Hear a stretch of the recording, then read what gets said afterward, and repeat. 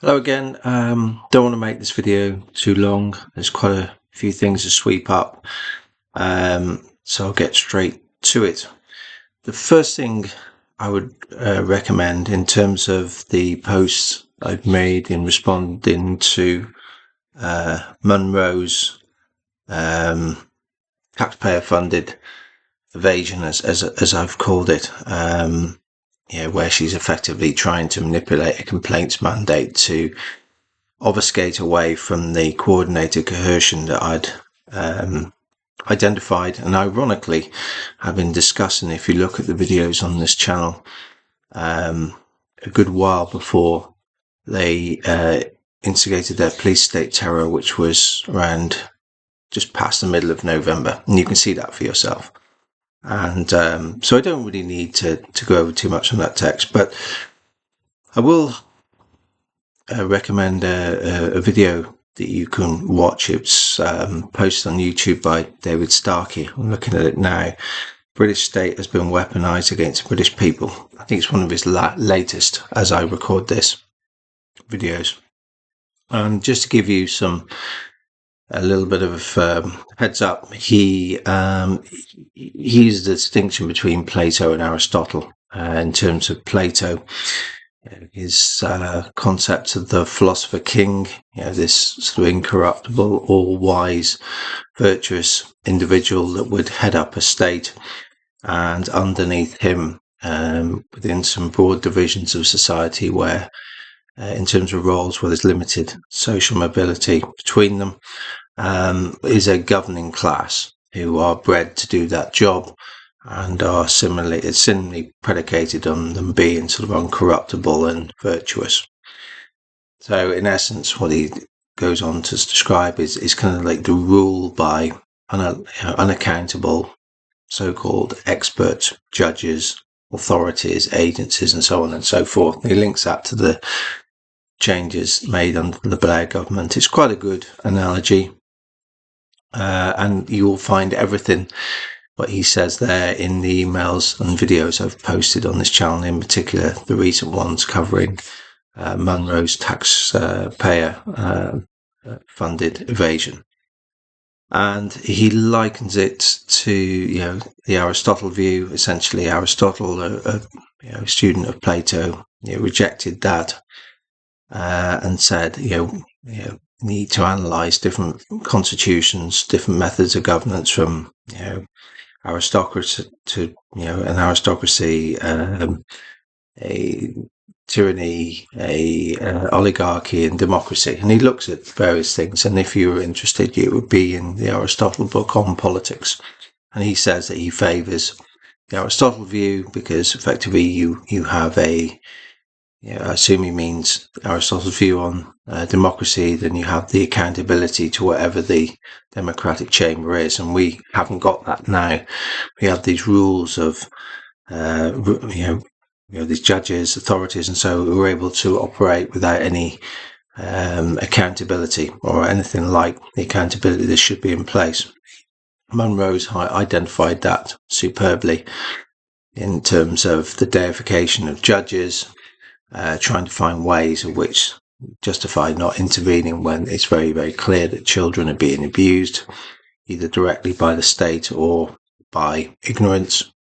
And I've included, if you notice one of the posts, an extract from Rupert Lowe's rape gun scandal, where you have to say the state was complicit and remains complicit in the mass abuse of children.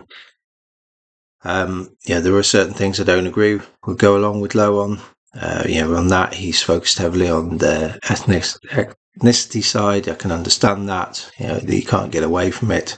You just do have to be a bit careful about that being extrapolated out to innocent people and bad consequences. Similarly, I would say on things like mass deportations, everyone's entitled to that view. I think it's very it's not unreasonable to say that people who come here illegally, same argument in any country, should be deported.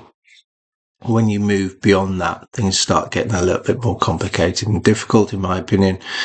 and things on concepts of, Britishness and Englishness, whatever they mean. That's a personal thing. And I think, it doesn't really correlate to skin color or religion. I think it's a personal thing. And I think when you start saying that one person's more British and English than the other, it becomes very, very difficult. That's my view on that. But I do think essentially what you have to do with these things is you have to drill into the narrative and you have to look at the cash flows, essentially. And I would have personally spent a little bit more time on that with the report, but it wasn't my report and they're entitled to do with what they want. On immigration, I've spoken about this before. It's not as simple as just saying the gangs. It's, you've got a whole vast network of entities here that feast off migrants when they arrive.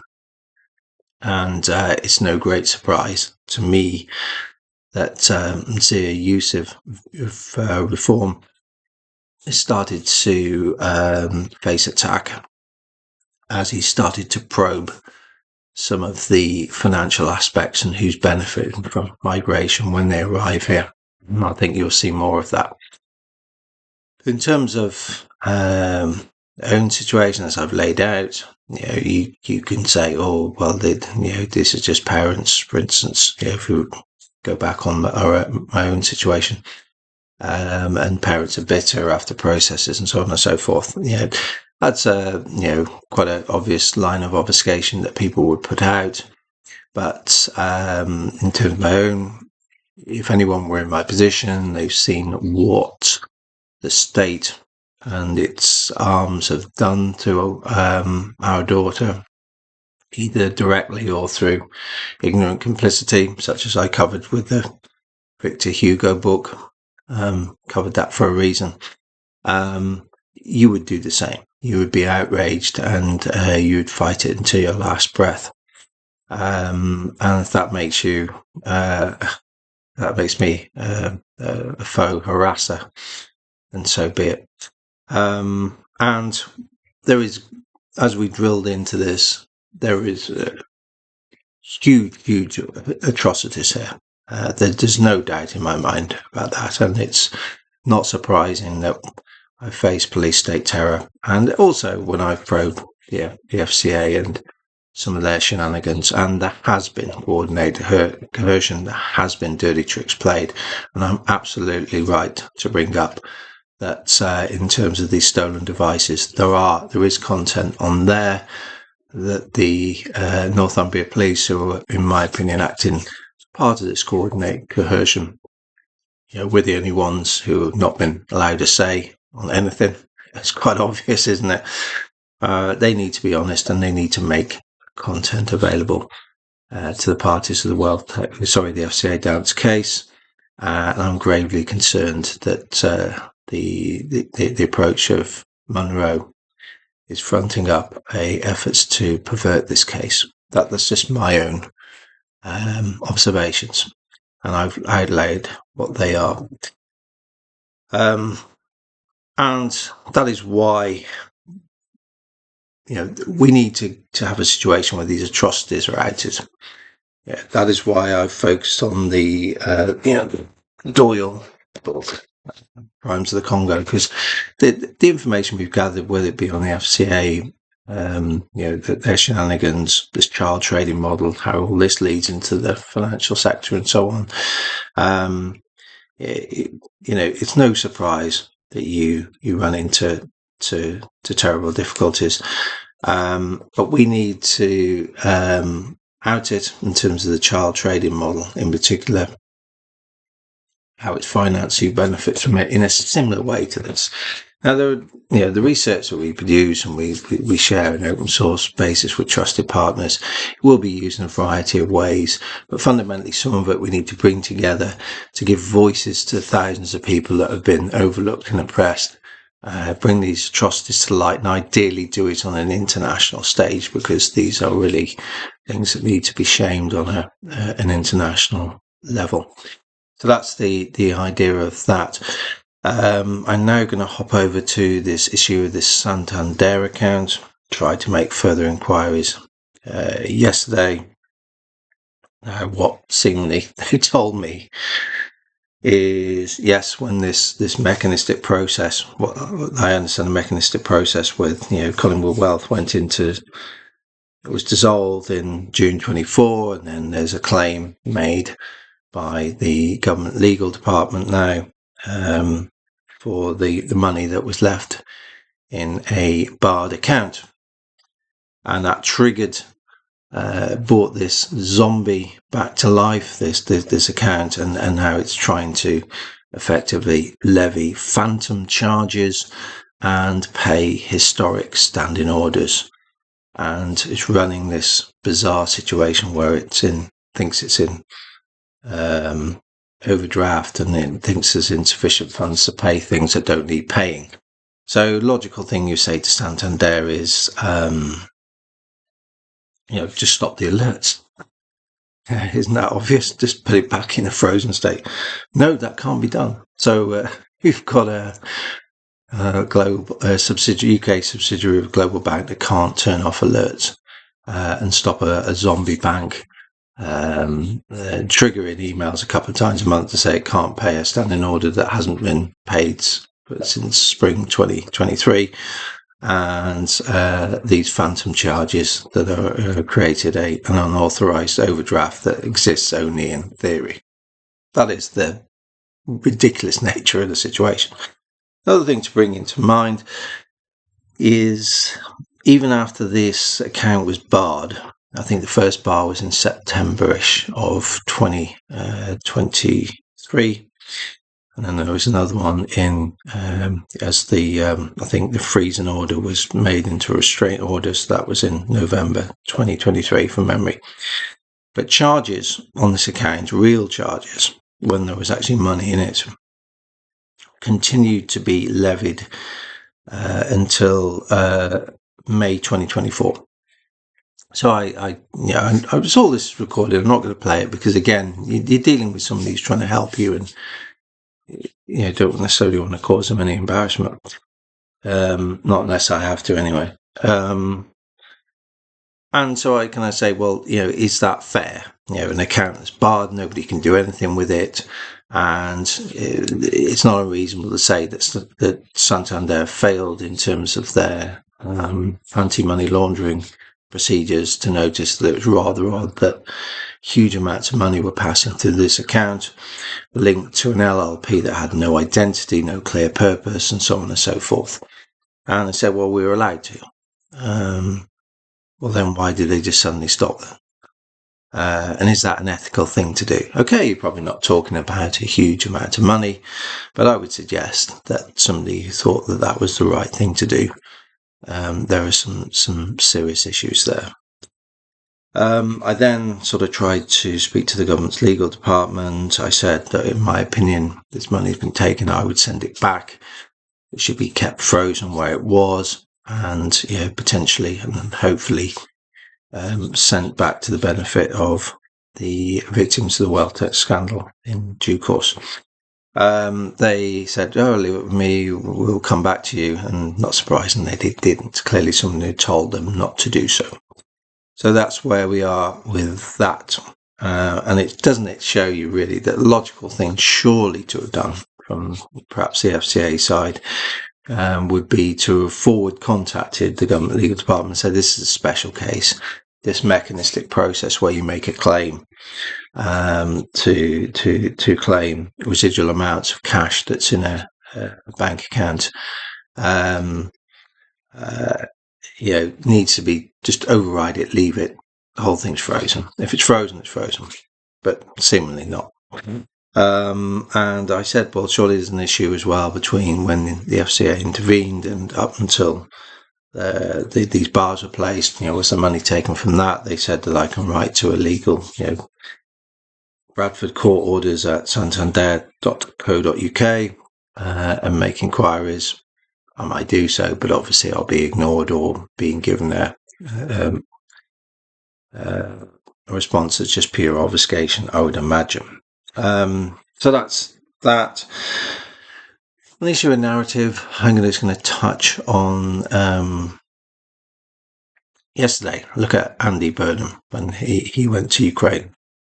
I'm going to give you a few examples of how people use a narrative to obfuscate and try to shape your view and perception on something. Now, firstly, Burnham is not foreign policy. He focuses on domestic issues, really. His foreign policy perceptions are clearly very, very weak, and he looked out of his depth hugely yesterday. The other thing I would say is, since the Ukraine war began, I think Burnham's now the 5th Prime Minister. They've all had the same cut and paste outlook on Ukraine. It's all scripted, effectively. Of those 5, I believe only 2 were elected in their positions of Prime Minister. That would be Boris Johnson and Keir Starmer. The other 3, which are Truss, Sunak and Burnham, effectively unelected without mandate.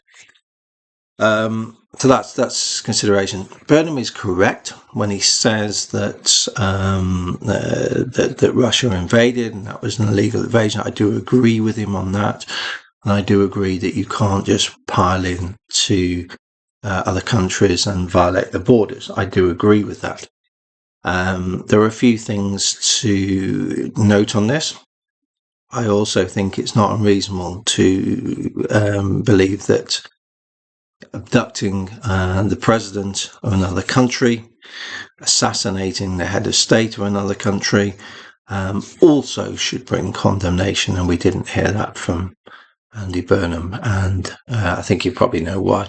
The other thing as well is yes, you can focus on the Russian invasion, and I do believe I certainly wouldn't condone any invasion, so I agree with that. But to try and frame something as that and say that that's purely where it started and there was nothing else is a bit like what people try to do when they teach World War One, when they say, Franz Ferdinand and his wife Sophie were assassinated in Sarajevo by Gabriello Princip. And that's what, World War One was started, and that's what it's all about. You miss all the context, and that's a highly misleading way of doing it, and you build this narrative at the end of the war and say it was all Germany's fault, pile it all on them, create a distorted outcome, huge sort of resentment, and you pretty much just lay the foundation for the next war where you end up dealing with somebody who's even worse. There's clearly a similar risk here. So if what I wrote in the book, Lost to Races, I stand by. Effectively, the war for Ukraine, which has taken many forms, started in 1991 when it was created, where it had its independence. Effectively, before that, it had never been a country. There'd been a Ukrainian consciousness. But the borders from 1991 were effectively the borders that were operated in the old Soviet Union, where they operated as a system of Soviet socialist republics.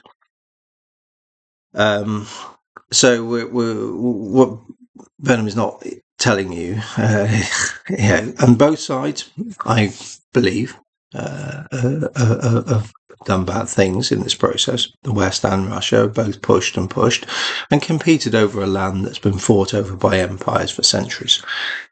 And are we saying that the Orange Revolution in the early part of the noughties, the Maidan in 2014, there was no Western involvement in that? The Ukrainian invasion of the Kursk region of Russia, which took place during this conflict, we were saying that there was no Western involvement in that, no assistance, no intelligence. This is all nonsense. Whereas, of course, it was. The invasion in Kursk was catastrophic for Ukraine. They lost a huge number of lives and they weakened their own defensive lines within their own countries. So, there's a lot that people are not telling you. And if you go on to the blueprints, what they're saying for these Storm Shadow missiles, I'll give you I'll unpack that and tell you what I think. Firstly, I think it's unlikely, if they made a decision to do that it hasn't already been done, because effectively, why would you wait to, clearly the Independence Day of Ukraine is an important part of their calendar, for obvious reasons, in particular now. But it's unlikely, if you made a decision to do that, you would just wait until that particular day. It's more symbolism. Probably the decision was already taken. I would guess that process is already underway, because if you're going to do it with urgency. The other thing I would say is it's likely to be done in existing facilities, because it's not like you would build new facilities to do it, because it would be seen very obvious. So from the Russians' perspective, they're going to look to destroy wherever this blueprint is going to be put into action. And Britain would do the same in their circumstances. Some of the given country of blueprints to produce missiles that you could fire into Britain, you'd expect Britain to try to destroy that. That's quite obvious. This will be likely done in a existing facility. That existing facility, I would guess, is hidden and disguised as something else. Because if you had a facility that you saw the ins and outs, so raw materials in, missiles out, patterns would be observed by the Russians and they would destroy it. So this, I would guess, facility, and I don't know where it is, and even if I did, I wouldn't get involved. You would have it, so it would be an existing facility disguised as something else. So I would think somewhere down the line, you're going to see some big missile hits. I don't want to see this. I'm not glorifying it, because people would die, and that's nothing to celebrate. And you will probably hear something that the Russians have hit this and hit that, and they'll try and build it into a story that there have been atrocities. And yes, there have been atrocities on both sides, in my opinion. But what I'm trying to say is this will be done in a facility that's disguised as something else, that'll be in an area where other activities are taking place, in my opinion. In terms of the other, what they try to do with the shoulder-to-shoulder thing, that Ukraine is providing all this golden information about battlefield data, that would have already happened. I'm pretty sure about that. But it builds a narrative standing shoulder to shoulder and so on and so forth, and it really isn't a proxy war, which it really is. So that's the take on that. But really, as I say, we've got a situation where tiptoe, unfortunately, we seem to be going further and further to what could be an horrendous war for all concerned. The only people that benefit from wars is a privileged elite who make vast profits from it. Huge amounts of innocent people suffer for those profits. Wars that can normally be avoided. First World War being a huge example of that. And these situations should be avoided at all costs. So really what should be happening is Europe needs to find someone who has the intelligence wherewithal to sit down with the Russians and say, look, this is on the road to catastrophe. We may not like each other. There's no reason in time where those relationships couldn't be healed, but at the moment may not like each other, so on and so forth. But we need to come to a situation where we can, respectfully live side by side without risking a catastrophic war. Nobody's doing that, and it's a great concern. So that's it for now. Take care.